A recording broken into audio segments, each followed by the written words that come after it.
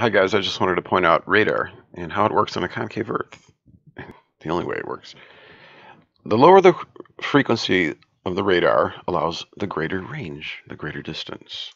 So you see this wave is a lower frequency, okay? And this is a higher frequency. Higher frequency, greater refraction.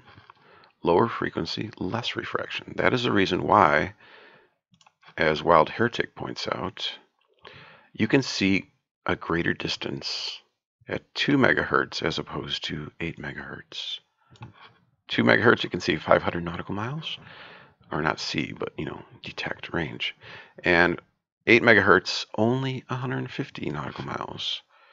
So, if you understand the amount of refraction that is going on, you can see this number here, 1.000268, is lower than this number here, 1.000286.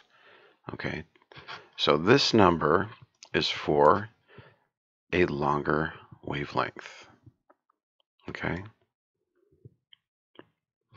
a lower number for a longer wavelength as opposed to this number, which is slightly higher for a shorter wavelength.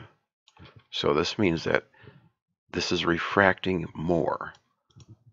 The shorter wavelength is refracting more than the longer wavelength.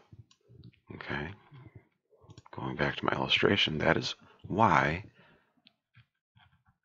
with radar we can pick up a greater distance with a lower frequency. The higher frequency is going to refract more. It's going to bend up more like that. That is the reason why we are living in a concave Earth. That's one of the reasons why. See, if you had it going the other way, see, this doesn't make sense. This is on a convex ball Earth. Why would the longer wavelength refract more than a shorter wavelength? It doesn't make sense. So that alone rules out convex Earth and flat Earth for that matter, because light is bending like that.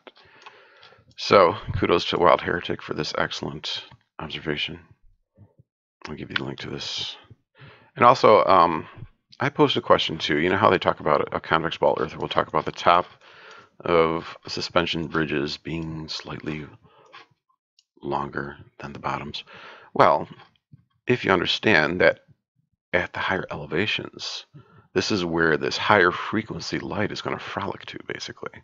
So at these higher elevations of these towers here, I would expect the light to sag more, to bend more. So you would get a slightly greater distance than you would at the bottom, even though the Earth is concave like that. So I'm actually, I posed this question to Conundrum74, and he's going to work it out for me. So we'll see about that. So just want to bring that up.